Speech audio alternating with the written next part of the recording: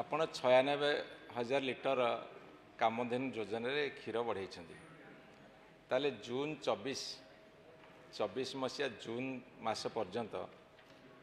ओडिशा रे केते क्षीर उत्पादन होता दैनिक एवं 2025 जून वर्ष भितर केते हजार बढ़ी केते बढ़ी एवं आउ 6 मास 2025 नवेम्बर 30 भितर ए 1.5 वर्ष भितर केते दैनिक दुग्ध उत्पादन बढ़ी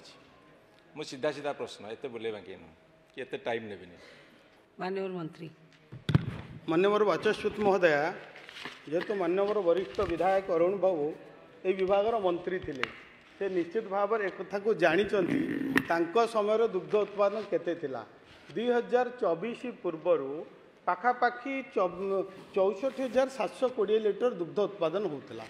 वर्तमान आम सरकार आसिला परे कामधेनु योजना कला परे एवं विभिन्न